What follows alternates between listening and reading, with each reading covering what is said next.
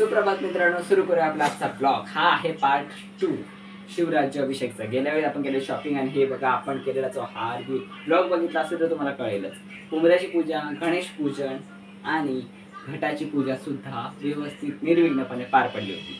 सकाळ सकाळी किचन मध्ये आई करत होती चहा गरम गरम आणि गरमागरम चपात्या। तब्येत जरा नरमली होती त्यामुळे म्हटलं आपण गरमागरम दूध पिऊन सो गरमागरम मसाला दूध घेतलं आणि ही बघा व्यवस्थित पार पडलेली पूजा। ही पूर्ण नाही दाखवता आली।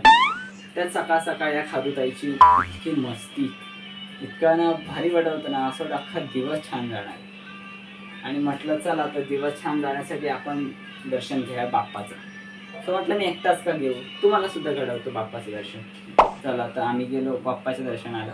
आम्ही म्हणजे मी आणि जश गेला होता कॉलेजला त्याला घेऊन। सो तो दाखवला नाही त्याचा चेहरा, कारण तो निघाला। चप्पल घातली आणि मी पुढे निघालो जायला। इतका मरणाचा पाऊस होता आणि त्या गायींची मजा, ॲक्च्युली मजा नाही, त्या रस्त्यावर दोनदा ॲक्सिडेंट होता वाचलो क्लिपच्या नादात। आणि फणस इतके काळे काळे। असो, ही आहे माझी शाळा। बाय द वे तुमची शाळा कुठली आहे कमेंटमध्ये नक्की सांगा, मी इंटरेस्टेड आहे तुमची कमेंट वाचेल। आणि इतकी गर्दी होती ना त्या रस्त्याला, असं वाटत की आत कधी बाहेर पडतोय। ही मुलांना पाहून ना खरंच शाळेची आठवण होती, असं वाटतं परत हे दिवस येऊ दे। आणि तुम्हाला माहिती गाईस, आम्ही ज्या रोडने जातो ना, या रोडने काय होतं माहिती, इतकी हिरवगार असतं ना वातावरण, कोकणात आलं। फटाफट घरी बसून जेवण घेतला आणि निघालो लगेच। गेल्या ब्लॉगमध्ये जे फणस फोडला त्याचे घरीच मावशीकडे पोहोचला, घरी फणसाचे। आणि नेमका तो बरका निघाला होता।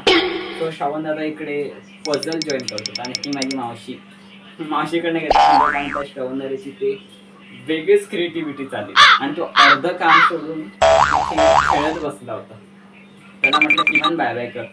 बाय बाय केला आणि माईकडे पोहोचलो। माईला घरी दिले आणि माई बघा एक बाजूला फोन मध्ये सुद्धा सिरियल आणि टीव्हीवर सुद्धा सिरियल।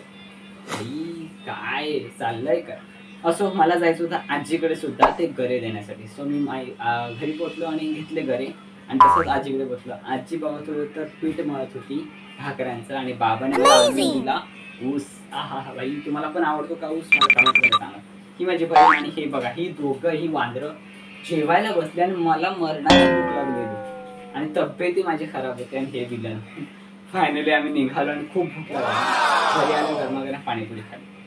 सो असा होता आजचा दिवस। भेटून नेक्स्ट ब्लॉगला लवकरच।